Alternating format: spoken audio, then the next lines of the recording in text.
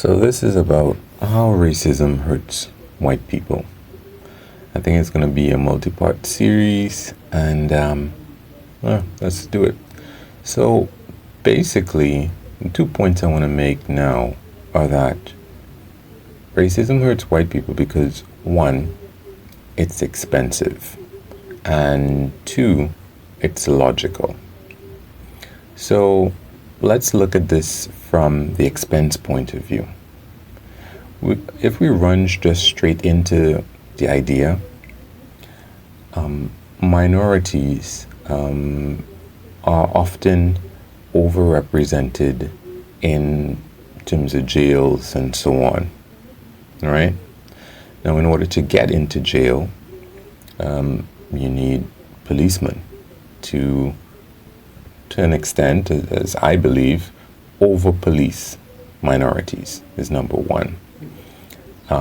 Then you need lawyers and judges in order to have that system where they would be tried and then they would be sentenced.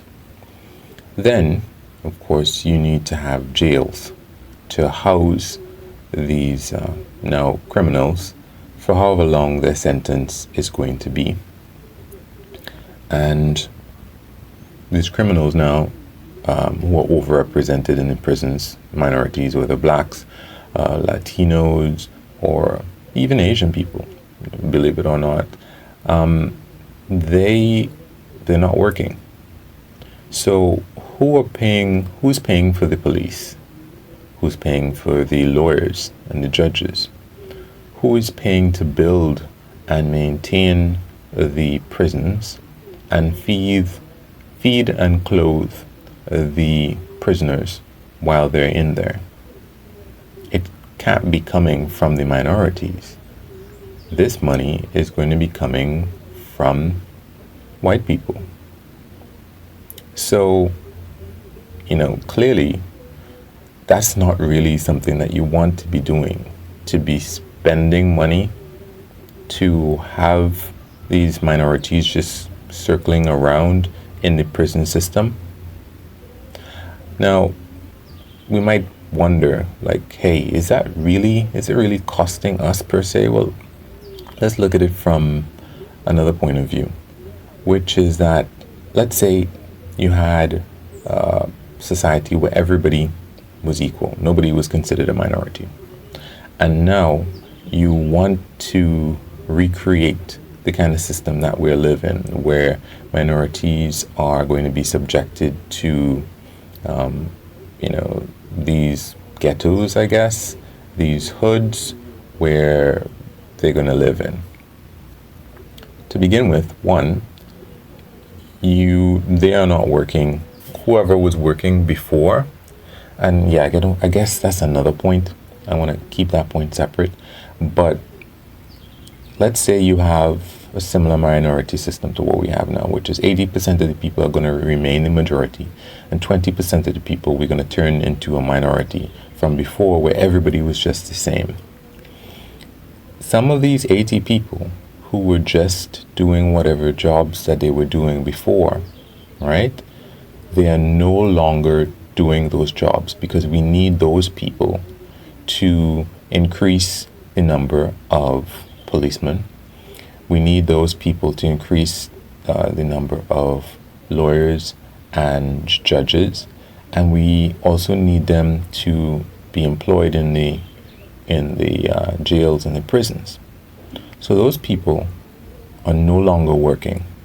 So I don't know what percentage of the population they are, but we started off with 100. We decided we're going to make 20% of the people minorities and 80% of the people are going to remain the majority. And then from that 80% of the people, we need to grab a whole bunch of people who are not going to really be doing useful work anymore. Now they need to police, judge, adjudicate, and deal with the people in prisons. So they're not doing useful work anymore. And now we have to pay them to do these jobs that I was talking about. And that is going to come from the taxes on the remaining less than 80% of the people. So out of pocket, white people in a scenario like that, going from where everybody's equal, which I don't think never ever really happened, even in all white countries, I don't know that ever really was the case. There's always some minority, whether it's the Roma people, or you might say, well, the brown-eyed people, or some kind of craziness. But let's look at it from that point of view. So here it is that white people basically have to fund the system that is unfair to minorities. So out of every dollar that white people are making, money is going to be taken from that to fund racism. And of course, it doesn't even matter if you're not racist, because money is coming out of your pocket too. Even if you believe inequality is coming out of your pocket. If you believe that, black people or Hispanic people or whatever, they're really horrible, it's coming out of your pocket. It's coming out of every white person's pocket, because the poor, people who are black and Latino, they don't have enough money for you to be taxing them. It's taxing white people. So there's that. Now the second part is that racism is illogical. Now, how does that hurt white people? Well, before I go into how it's illogical, racism, and many people already know how it's illogical, but I'll still go into it. Let me just say how the illogic hurts white people, because it's yet another form of, it's kind of taken away intelligence. It's like an intelligence tax on you, that there's something, this big part of society that is not working intelligently. And when you have a certain part of society that's not working intelligently, to me, it acts as, I don't know what the exact word is, a seed. It acts as a seed where you can have other things that are also not logical kind of gather and hold on to those things. So let's say, for example, there's the idea that if you have a really, really strong solution, salt solution, right?